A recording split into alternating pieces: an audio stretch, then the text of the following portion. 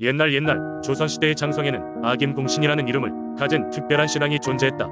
아김공신은 장성 지역 주민들에게 매우 신성하게 여겨지는 신으로 주민들은 이 신이 그들의 삶에 많은 영향을 미친다고 믿었다.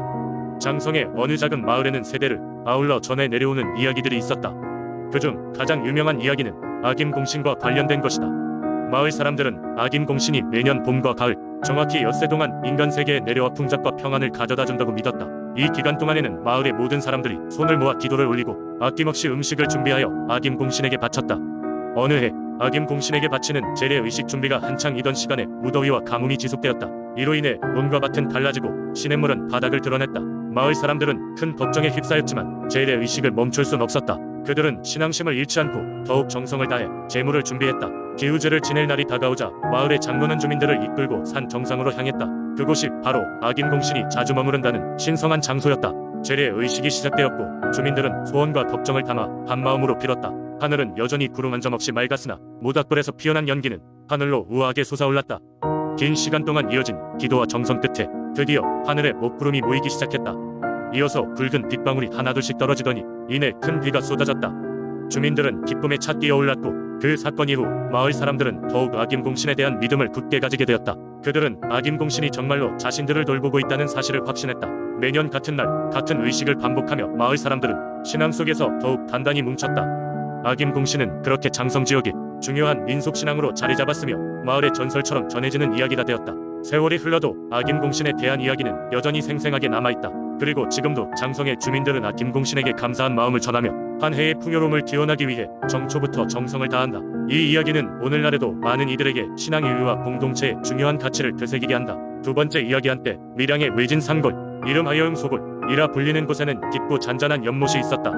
이 연못은 무성한 숲풀과 높은 산들에 둘러싸여 있었으며 그 깊이를 가늠할 수 없을 만큼 어둡고 신비로운 색을 띠고 있었다. 주변 마을 사람들은 이 연못을 보며 귀신이 깃들어 있다고 두려워했고 용소골이라 부르며 함부로 가까이 가지 않았다.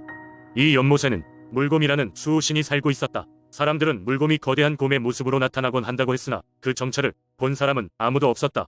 다만 연못 주위에서 이상한 발자국이나 늦은 밤이면 들리는 낮은 으르렁거리는 소리에 물곰이 존재함을 짐작할 따름이었다. 사람들은 물곰을 귀히 여기며 해마다 제사를 지냈고 연못에 음식을 바치곤 했다. 어느 해 한 젊은 사냥꾼이 용소골을 찾았다. 그는 대담하고 용감했으나 물곰이 전설을 비웃으며 무시했다.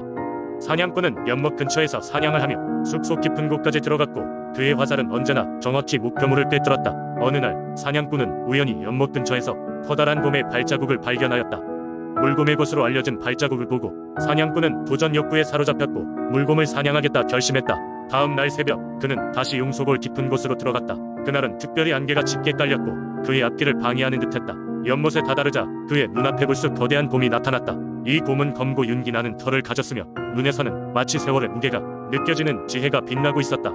사냥꾼은 그 빛나는 눈을 마주하자마자 자신도 모르게 무릎을 꿇고 말았다. 그 순간 사냥꾼은 자신이 감히 넘볼 수 없는 존재 앞에 서 있음을 깨달았다.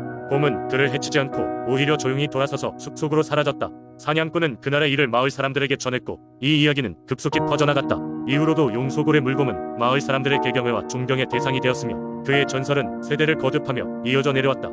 사람들은 물곰의 존재가 자신들을 보호해준다고 믿었고 용소골은 무서운 전설뿐만 아니라 신성한 안식처로 자리매김했다. 산골의 깊은 연못과 한결같은 바람은 몇 세대가 지나도록 물곰의 흐릿한 전설을 속삭이며 밀양 사람들의 마음속에서 계속 살아 숨쉬고 있다. 세 번째 이야기. 옛날 순천의 작은 마을에는 호랑이 신을 숭배하는 대대적인 민속 신앙이 전해지고 있었습니다. 이 마을 사람들은 호랑이가 마을을 지켜주고 나쁜 영혼들을 몰아낸다는 믿음으로 매년 호랑이 신을 위한 제사를 열었습니다. 마을 중심에는 커다란 돌 호랑이 조각상이 있었고 마을 사람들은 그곳에서 정성스럽게 음식을 마련해 바치고 마을의 번영과 안전을 기원했습니다. 호랑이 신은 정말로 그들에게 축복을 내려주는 듯 마을은 천혜의 자연 환경과 소박한 풍요로 항상 흥겨운 분위기로 가득 찼습니다. 마을에 연희라는 한 소녀가 살고 있었습니다. 연희는 항상 호랑이 제사 날이면 누구보다 일찍 일어나 돌 호랑이의 주위를 정성껏 청소하고 색색의 꽃들로 장식하곤 했습니다. 그녀는 호랑이 신을 단순한 신이 아니라 친구처럼 생각하며 친밀감을 느꼈습니다. 그러던 어느 날 마을 근처 산에 있는 호랑이 우리에 이상한 일이 일어났습니다. 갑자기 몇 달 전부터 산의 섬행수들의 울음소리가 끊이지 않았고 마을 사람들은 두려워하기 시작했습니다. 그제서야 연희는 마을을 둘러싸고 있는 어떤 악한 존재가 다가오고 있음을 깨달았습니다. 연희는 돌 호랑이에게 조용히 다가가 무엇이든 비밀을 말하는 듯 작은 목소리로 속삭였습니다. 그날 밤 연희는 자신의 꿈속에서 살아있는 호랑이를 만났습니다. 꿈속 호랑이는 연희에게 마을을 지키기 위해 해야 할 일을 알려주었습니다. 다음 날 연희는 호랑이 꿈에서 들은 대로 온 산을 돌아다니며 특정한 식물들을 모았습니다. 그런 다음 마을 입구와 중심부에 그 식물들을 조심스럽게 놓아두었습니다. 마을 사람들은 처음에는 그 행동을 이상하게 여겼지만 점점 연희의 행동이 마을에 긍정적인 변화를 가져온다는 것을 느꼈습니다. 며칠 뒤 맹수들의 울음소리는 점점 사라졌고 이상한 존재의 기운도 눈에 띄게 약화되었습니다. 마을 사람들은 연희의 용기와 지혜를 칭찬하며 그날을 기념해 새로운 휴일로 지정했습니다. 그리하여 주기적으로 마을의 청년들은 연희의 방식대로 식물을 모아두고 마을의 평화를 기원했습니다. 연희는 그 이후로도 계속 돌호랑이를 친구로 대하며 마을의 안녕을 위해 돌아다녔고 그렇게 마을은 연희의 이야기와 함께 그새 이들에게 전해졌습니다. 호랑이 신의 수호 아래 마을은 세월이 흘러도 변함없이 평화롭고 따뜻한 공동체로 남았습니다. 네 번째 이야기. 충청북도 괴산군에는 오랜 전부터 전해 내려오는 민속신앙이 있다. 이곳에는 마고 할머니라 불리는 신령이 존재한다고 믿어지며 그녀는 고개를 지키며 지나가는 이들에게 행운과 안전을 내려준다고 전해진다. 옛날 옛적 괴산에는 높은 산을 넘나든 험한 길이 하나 있었다. 사람들은 그 고개를 넘을 때면 무사히 고개를 넘길 바라는 마음으로 작은 돌탑을 쌓곤 했다. 그런데 어느 날부터 이 고갯길을 지나다니는 사람들이 신기한 것을 발견하게 되었다. 고갯마루 중턱에 어느새 작은 동굴이 생겼고 그 안에는 은은한 빛을 내는 거대한 바위가 자리 잡고 있었다. 그 모습은 마치 할머니가 누워 깨어나지 않을 듯 조용히 눈을 감고 있는 형상이었다. 현지 사람들은 그 바위를 보자마자 이곳이 신령스럽다고 생각하게 되었고 그때부터 사람들은 나그네가 건너갈 때 꼭 소원 하나쯤은 빌어야 한다고 믿기 시작했다. 자연스럽게 이 바위에는 마고 할머니라는 이름이 붙게 되었고 그녀는 고개를 오고 가는 이들의 안녕을 돌보는 신이 되었다. 괴산 주민인 한 할머니가 직접 겪은 이야기에 따르면 그녀가 젊었을 적 매우 힘든 시기를 보내고 있었다고 한다. 가족의 병환과 경제적 어려움에 시달리던 그녀는 집안의 짐을 열심히 나르며 삶을 꾸려나가고 있었다. 그러나 그해 겨울 산을 넘어 장에 다녀오던 중 너무나 힘들어 중간에 고갯길에서 쉬게 되었고 그때 그녀는 마고 할머니의 신비스러운 바위를 처음 마주하게 되었다. 할머니는 절박한 마음으로 무릎을 꿇고 이 고난을 이기게 해달라 간절히 빌었다고 한다. 그 즉시 어딘가에서 따뜻한 바람이 불어와 그녀의 몸을 감싸 안았고 그 순간 믿을 수 없을 만큼의 평화로움이 그녀의 마음속에 번져나갔다. 할머니는 그 기분을 평생 잊지 못했고 그 이후로 그녀의 집안에는 놀랍게도 환자가 쾌차하고 새로운 일거리가 생기면서 형편이 점차 나아지게 되었다고 전해진다. 이 이야기가 퍼지자 마고 할머니의 고개는 더욱 유명세를 타면서 많은 사람들이 방문하는 곳이 되었다.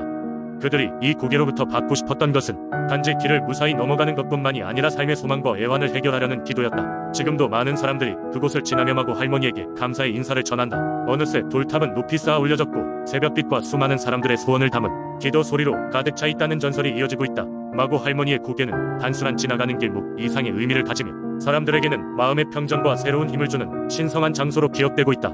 다섯 번째 이야기. 옛날 옛적 서울의 중심부를 가로지르는 청계천에는 누구보다 특별한 존재가 숨어 있었다. 그 존재는 외부에 잘 드러나지 않았지만 사람들이 청계천을 안전하게 넘나들 수 있도록 수호한다는 전설의 수호신이었다. 사람들은 그 수호신을 청계의 영혼이라고 불렀으며 수백 년 동안 청계천과 그 주변에 살고 있던 마을 사람들 모두가 이를 신성하게 여겼다. 전설에 따르면 이 수호신은 물고기처럼 생긴 모습으로 반짝이는 비늘과 긴 수염을 가지고 있었다.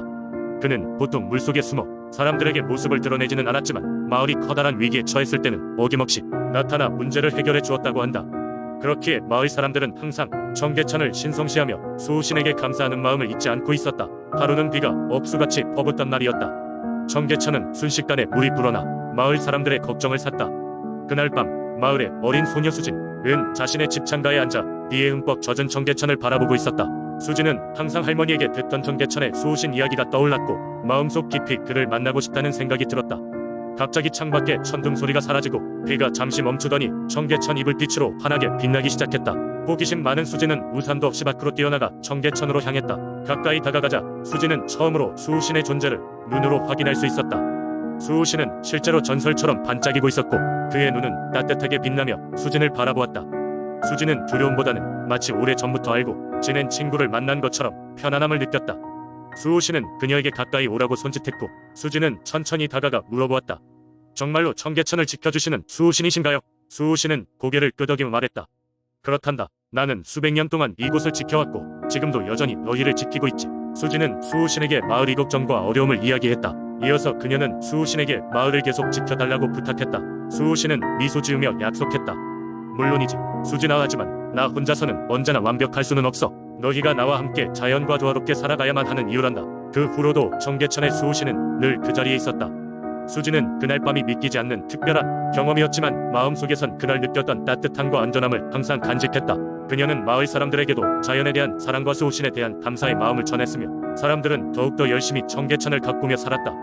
세월이 흐르면서 서울은 급속히 발전했지만 청계천과 그 수호신의 이야기는 여전히 사람들의 마음속 깊은 곳에 자리 잡으며 변함없이 전해져 내려왔다.